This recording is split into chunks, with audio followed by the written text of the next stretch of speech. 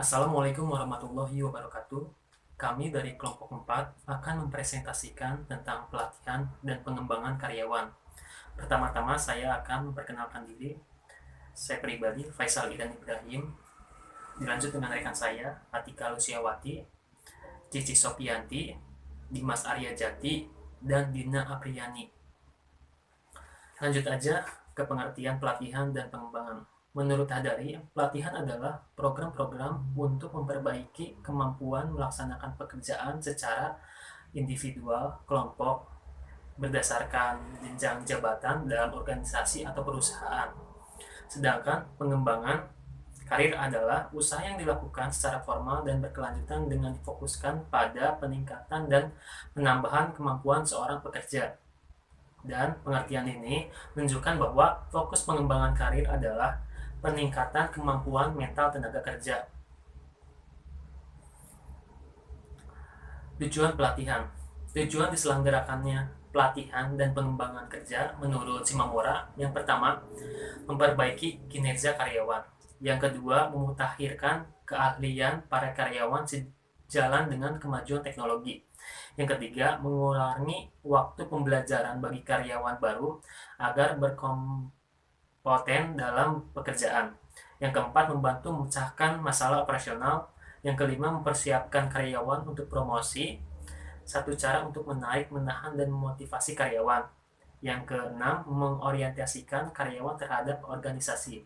Dan yang ketujuh, memenuhi kebutuhan pertumbuhan pribadi. Selanjutnya akan dibacakan oleh rekan saya. Slide selanjutnya yaitu manfaat pelatihan. Menurut Rifai dan Sagala, adapun manfaat pelatihan yang dibagikan menjadi 3 golongan. Yang pertama, manfaat untuk karyawan, seperti membantu karyawan dalam membuat keputusan dan pemecahan masalah yang lebih efektif, mengetahui pelatihan dan pengembangan variabel pengenalan, pencapaian prestasi, pertumbuhan, tanggung jawab, dan kemajuan dapat diinternalisasi dan dilaksanakan. Membantu mendorong dan mencapai pengembangan diri dan rasa percaya diri, membantu karyawan mengatasi stres, tekanan, frustasi, dan konflik. Untuk manfaat untuk perusahaan, yaitu mengarahkan untuk meningkatkan profitabilitas atau sikap yang lebih positif terhadap orientasi profit, memperbaiki pengetahuan kerja dan keahlian pada semua level perusahaan, memperbaiki sumber daya manusia, membantu karyawan untuk mengetahui tujuan perusahaan. Manfaat untuk dalam hubungan sumber daya manusia, intra dan antar grup dan individu, seperti meningkatkan komunikasi antar grup dan individual, membantu dalam orientasi bagi karyawan baru dan karyawan transfer atau promosi, memberikan informasi tentang keamanan, kesempatan, dan aktif afirmatif. Selanjutnya yaitu dampak pelatihan. Menurut Simamora, terdapat dampak pelatihan. Yang pertama yaitu pelatihan dan pengembangan dianggap sebagai obat untuk semua penyakit organisasional. Yang kedua, partisipan tidak cukup termotivasi untuk memusatkan perhatian dan komitmen mereka. Yang ketiga, sebuah teknik dianggap dapat diterapkan di semua kelompok dalam semua situasi dengan keberhasilan yang sama. Kinerja partisipan tidak dievaluasi begitu karyawan telah kembali ke pekerjaannya. Informasi biaya manfaat untuk mengevaluasi program pelatihan tidak dikumpulkan. Ketidakadaan atau kurangnya dukungan manajemen, peran utama penyelia atau atasan tidak diakui. Pelatihan bakal tidak akan pernah cukup kuat untuk menghasilkan perbaikan kinerja yang dapat diverifikasi dan sedikit atau tidak ada persiapan untuk tindak lanjut. Analisis kebutuhan pelatihan. Menurut Dessler, analisis kebutuhan pelatihan terbagi menjadi 2, yaitu analisis tugas. Analisis tugas merupakan studi yang rinci dari pekerjaan untuk mengetahui keterampilan khusus yang dibutuhkan. Deskripsi pekerjaan dan spesifikasi pekerjaan sangat membantu dalam hal ini. Daftar tanggung jawab dan keterampilan khusus ini akan menjadi referensi dasar dalam menentukan pelatihan yang dibutuhkan. Analisis tugas ini berguna untuk menentukan penilaian kebutuhan pelatihan terhadap karyawan baru. Yang kedua, analisis prestasi. Analisis prestasi merupakan proses verifikasi adanya defisiensi kinerja dan menentukan apakah efisiensi tersebut harus dikoreksi melalui pelatihan atau cara lain. Analisis ini berguna untuk menentukan penilaian kebutuhan pelatihan terhadap karyawan lama. Ada beberapa metode yang dapat digunakan untuk mengidentifikasi kebutuhan pelatihan karyawan lama, termasuk laporan kinerja dan dari penyelia, rekan kerja, dan diri sendiri. Data yang terkait dengan kinerja pekerjaan termasuk produktivitas, absen, dan keterlambatan, kecelakaan, sakit dalam jangka pendek, keluhan, sisa pengiriman terlambat, kualitas produk, penurunan waktu, perbaikan, penggunaan peralatan, dan keluhan pelanggan. Pengamatan oleh penyelia atau ahli lainnya, wawancara dengan karyawan atau penyelia, ujian untuk pengetahuan pekerjaan, keterampilan dan kehadiran, survei sikap, agenda harian karyawan, dan pusat penilaian. Proses kegiatan latihan yang langkah pertama adalah menilai kebutuhan untuk menentukan apakah pelatihan diperlukan. Langkah kedua meliputi kepastian bahwa pegawai memiliki motivasi dan keterampilan dasar untuk menguasai materi pelatihan. Langkah ketiga untuk mengetahui apakah pembahasan latihan atau lingkungan pembelajaran telah memiliki faktor-faktor yang diperlukan untuk pembelajaran dapat berlangsung dengan baik. Langkah keempat adalah memastikan orang-orang dilatih menerapkan materi pelatihan dalam pekerjaannya. Hal ini memerlukan dukungan dari para manajer dan rekan kerja untuk menggunakan materi pelatihan di tempat kerja, serta menemukan pegawai telah memahami cara mengambil tanggung jawab pribadi dalam meningkatkan keterampilan. Langkah kelima meliputi memilih metode pelatihan yang tepat, sedangkan langkah keenam adalah aktivitas mengevaluasi proses pelatihan, yaitu penentuan apakah pelatihan dapat mencapai hasil-hasil pembelajaran yang diinginkan atau tujuan-tujuan keuangan. Metode kegiatan pelatihan. Ada beberapa metode dalam tenaga kerja menurut Wilson. Metode on-job training merupakan metode yang paling banyak digunakan perusahaan dalam melatih tenaga kerjanya. Para karyawan mempelajari kerjanya sambil mengerjakan secara langsung. Metode off-the-job training, pelatihan dilaksanakan di mana karyawan dalam keadaan tidak bekerja dengan tujuan agar terpusat dalam kegiatan pelatihan saja. Pelatihan sendiri didatangkan dari luar organisasi. Hal ini dilakukan karena kurang atau tidak tersedianya pelatihan dalam perusahaan. Selanjutnya, evaluasi kegiatan pelatihan. Orang-orang yang dilatih dalam memahami hanya memfokuskan pada upaya-upaya pelatihan dan pengembangan mereka pada seleksi program. Mereka mengabaikan analisis situasional, penilaian kebutuhan, dan evaluasi langkah-langkah proses pelatihan. Padahal, dengan menelah hasil-hasil program ini akan membantu mengevaluasi efektivitasnya. Hasil-hasil ini tersebut perlu dikaitkan dengan berbagai tujuan program yang membantu orang-orang yang dilatih dalam memahami tujuan program. Hasil penelitian dapat dikategorikan sebagai berbagai hasil pengetahuan, hasil berbasis keterampilan, hasil yang menyangkutkan perasaan, akibat, dan tingkat pengembaliannya investasi. Selanjutnya, ada faktor-faktor yang mempengaruhi keberhasilan pelatihan. Poin pertama yaitu dukungan manajemen puncak. Poin kedua, komitmen para spesialis dan generalis. Poin ketiga, kemajuan teknologi.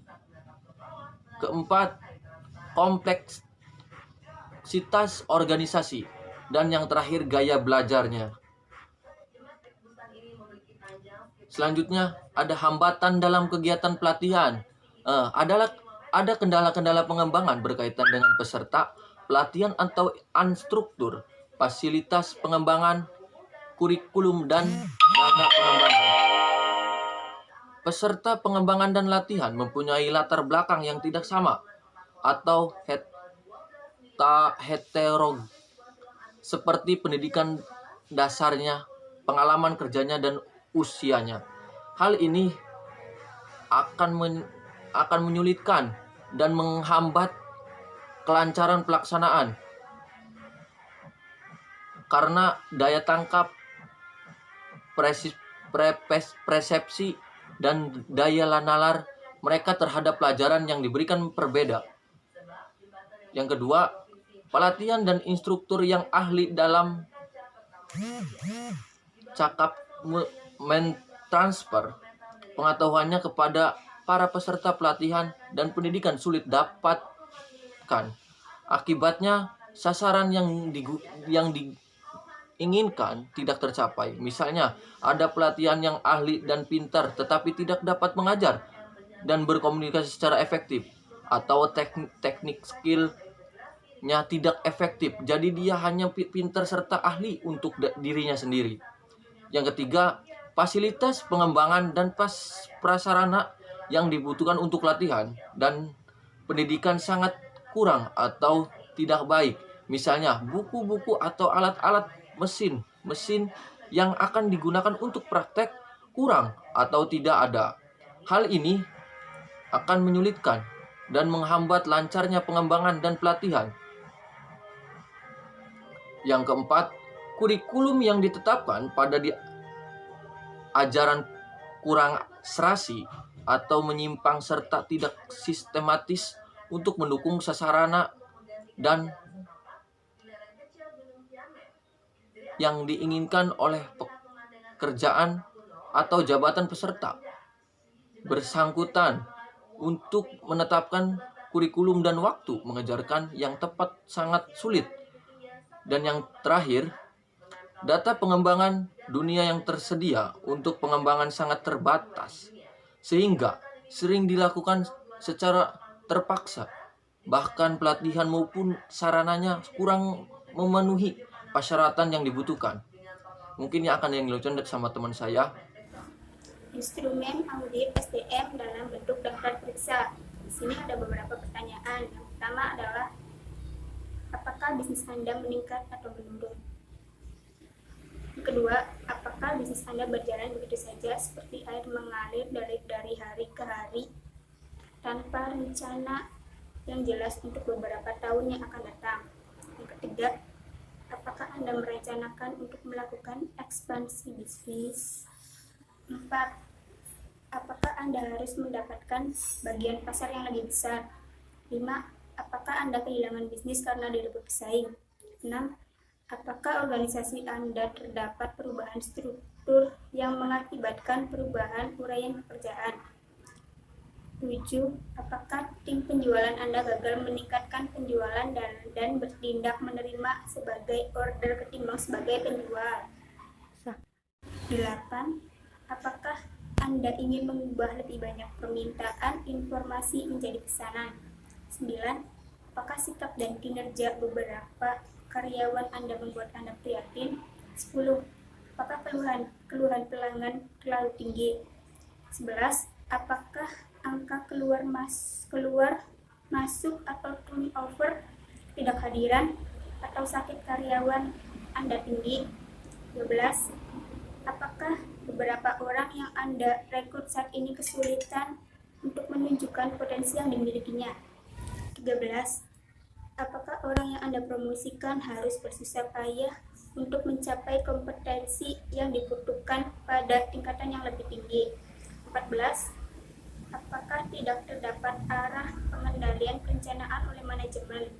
15. Apakah terdapat masalah komunikasi antara orang kunci dan departemen kunci?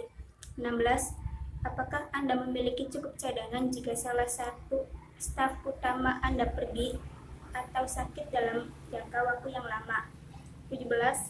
Apakah Anda merasa terjebak dari krisis yang satu ke krisis yang lain secara terus-menerus? 18. Apakah staf Anda sering mengeluh mengenai tidak memadainya waktu untuk melaksanakan pekerjaan mereka? 19. Apakah Anda kehilangan begitu banyak orang hebat yang pindah ke organisasi lain? 20. Apakah Anda memiliki begitu banyak kerusakan? Instrumen audit dalam bentuk wawancara. Di sini ada beberapa pertanyaan, yaitu 1. Bagaimana perencanaan program pelatihan dan pengembangan karyawan periode keperusahaan Anda? 2. Pertimbangan apa saja yang menjadi dasar perencanaan program pelatihan dan pengembangan karyawan? 3. Program pelatihan dan pengembangan apa saja yang telah dilaksanakan? 4. Program apa saja yang telah diarahkan ke pengembangan karyawan? 5. Menurut Anda, apakah program tersebut benar-benar dibutuhkan oleh karyawan? 6. Metode apa saja yang digunakan? 7. Bagaimana dengan minat karyawan terhadap program pelatihan dan pengembangan yang ada? 8. Manfaat apa saja yang diperoleh melalui pelatihan dan pengembangan karyawan? 9. Apakah dampak dari pelatihan dan pengembangan karyawan dapat terlihat jelas? Alasannya? 10. Apakah semua program pelatihan dan pengembangan yang telah direncanakan telah terlaksana? Alasannya? 11. Apa saja faktor-faktor yang mendukung dalam pelaksanaan pelatihan dan pengembangan karyawan? 12. Apa saja faktor-faktor yang menghambat dalam pelaksanaan pelatihan dan pengembangan karyawan?